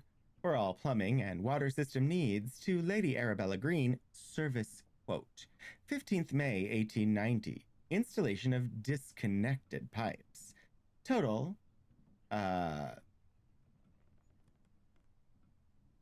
14, whatever S stands for. I don't actually know. What is the little S with the period? I know the pound symbol, but I don't know what the S and the D are. Shillings, thank you. Dear Arabella, here is our quote to repair the geyser in your bathroom.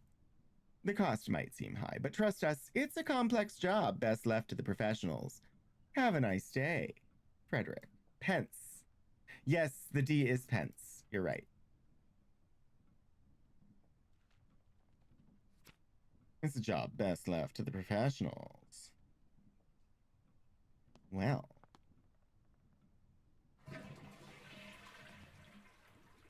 I got an achievement for flushing the toilet. I mean, there's little red pipes everywhere. Pre-decimal monies, yeah. Bath geyser manual. A hot bath at the turn of a tap. The number 30 bath geyser provides a rapid flow of hot water. Simply turn the tap and instantly hot water will appear. Can be used multiple times in a row without any extra cost. Ibbotson and Son, sole patentees and manufacturers. Nailsea, number 8, Bristol, Somerset. All right, well. Indoor running water? Oh my. Oh, I know what we're gonna grow there. And we have a pipe puzzle. Are they live yet? I don't think they are.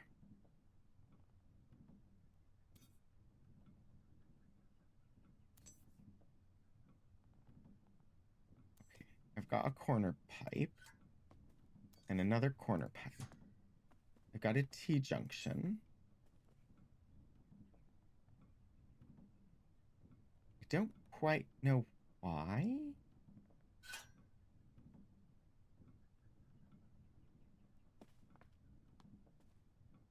Okay.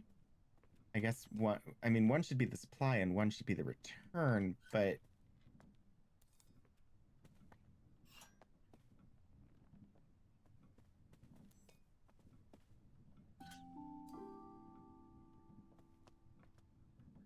oh shoot, what was the temperature I needed?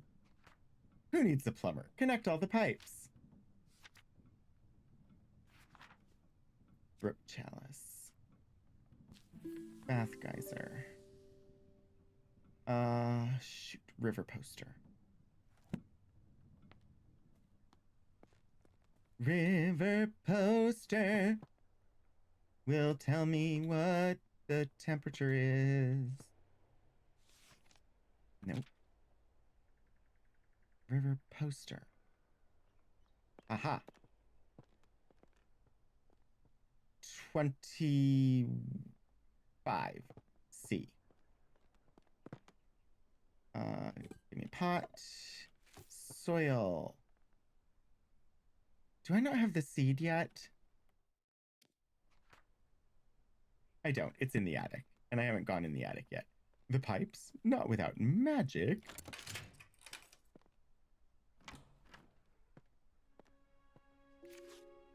The Flower Growing Companion, an illustrated monthly journal. Gardening curiosities. Trapped moths. Sometimes a moth can become trapped inside a flower bud if it closes in the morning. The moth is then forced to use the flower bud as a resting place until it opens again later. Some flowers only bloom for short periods during the year, so if the moth is unlucky, the flower bud won't open again until many months later. Well, I think I know which one that's a clue for.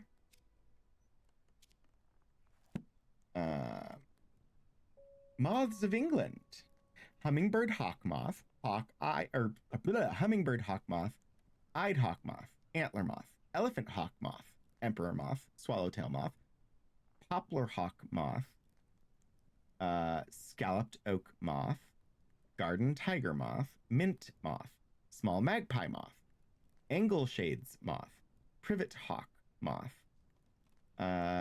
lime hawk moth, cinnabar moth, green carpet moth, argent and sable moth, 6-spot burnet. Printed by Stevenson and Son Educational and Scientific Supply Company, Birmingham. Okay. Moth spotting calendar for Southwest England, designed and printed by the English Society of Lepidopterists. Ah. None in March.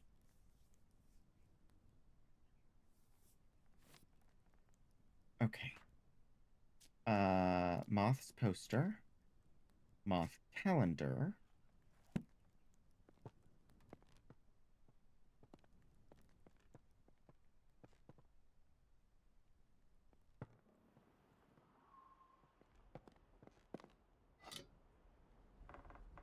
A rusty pig. Barton Ironworks. Okay, there's a rusty pig. Lectures on botany. The sight of plants. Some scientists have theorized that plants have photoreceptors in their leaves and stems, which allows them to see the color of light. This means that flowers can tell the time of day and know when to open or close their buds. The exact time that flowers bloom is different for each flower, but most do appear to respond to light and the color of light in some way. Horticulturists and botanists have made use of this knowledge to trick difficult flowers into blooming at any time they like. All right, that one is going to be also here. Great, I have all of the clues for the nightfall. I'm going to have to trouble this camera. They'll be a little late. Thank you, Vance. Okay, so this magic lantern is where we're going to do the... Oh, wow. Blue, green, pink, purple, orange, yellow, red. Okay. Dinner invitation, March 1863, Greenbank Hall. My dear niece, I fear the window may be closing for you to find a suitable husband. I have arranged a dinner for you to meet my neighbor's son Edward. He is successful in business in London. Your cousins William and Thomas may well aspire to become accomplished scientists, but for you, Arabella, it is better to make yourself useful in the small duties of life, for which you will be loved and appreciated. Your studious nature will no doubt be valuable should you have a son, but it would be foolish to allow such a folly to come before the important things in life. I am confident this is what your parents would have wanted. Dinner will be from 5 o'clock on Sunday. Remember to wear a becoming dress. Yours very sincerely, Aunt Agnes. Well, Aunt Agnes can go stuff it up her anus. Sorry.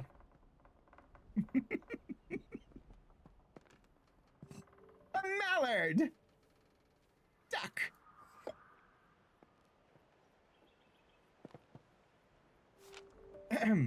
The Botanist's Digest, a monthly journal of botanical news. Number 31, Volume 4, February 1863, price 1 penny. This month, in conversation with Professor Montague, leading expert in British meadow orchids, in his words, every plant, every leaf, and every meadow holds secrets waiting to be unlocked. My aim is simply to uncover some of those mysteries. Professor John Montague, renowned botanist, sheds light on his groundbreaking work in the world of meadow orchids and other botanical wonders. With decades of research and numerous publications to his name, Professor Montague's contributions to the field have been nothing short of revolutionary, including discoveries of new species such as the Dactylorhiza Montague or hood marsh orchid. Lovely. All right. We have the seed for the brook chalice. 25 degrees is the temperature that it needs. And we know where to grow it. I'm going to have to review some of the clues to be able to do the nightfall.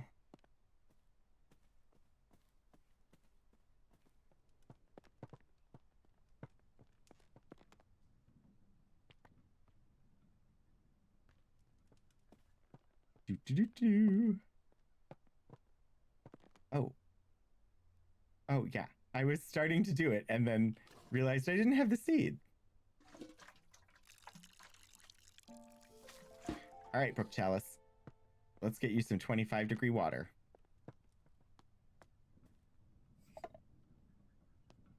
All right. And then we need to go this one.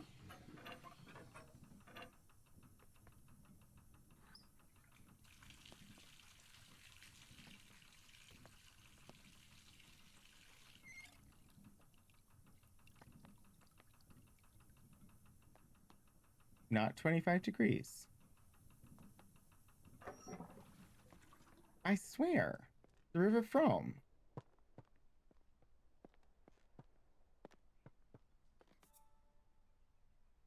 25C. Oh, but it's okay.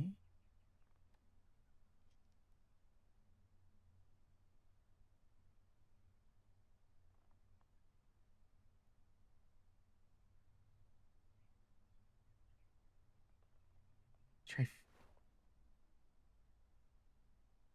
pig? Oh, you're correct. We will grab the pig. Althaven went live. I do need the pig.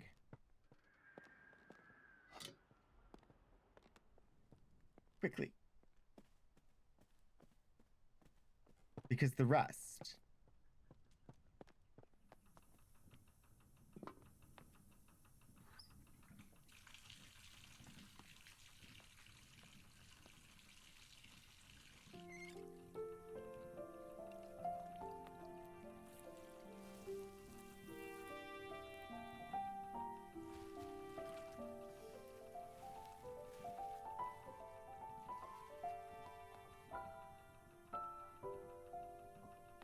Yay. Is it gonna... There. One of the most... Wait. Am I mispronouncing it? The brook chalice prefers to grow in rivers with a temperature of 25 degrees Celsius. The plant naturally filters the water from rust and metal. Unfortunately, they get removed often, as people prefer their ponds to be weed-free. I always thought it was from, but it's probably from. I only know it because of the book Ethan Frome. Or Ethan From? I don't know. See, now I'm paranoid that I'm going to mispronounce it every time I say it. Okay.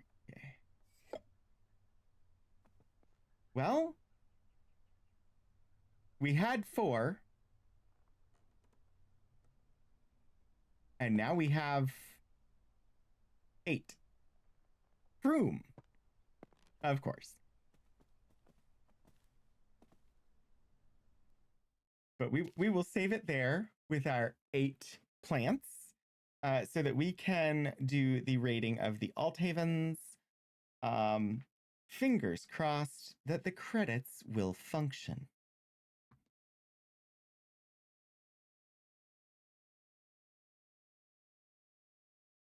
All right, I'm gonna set up the raid. Oh, look at that Siri bot. Okay, I'm gonna have to filter out the bots in that. But yes, thank you to my mods, Elixir and Lord Portico and Sterling and Hannah. Was Hannah here? I thought anyway, Hannah. Sterling, thank you for the resubscription. And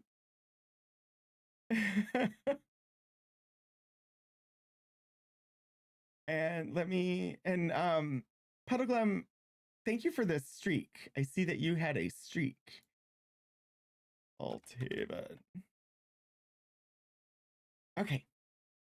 So we're going to be raiding on over to Althaven. Join me. Join me. It will be wondrous. Thank you all so very much for joining me. I do have a raid call. So feel free to, it comes in 2 flavors there. Feel free to select the version that fits your taste. And we will drop them in when we get there. Thank you all so very much. I hope I see you again soon. Until I do, get out there and do some shenanigans.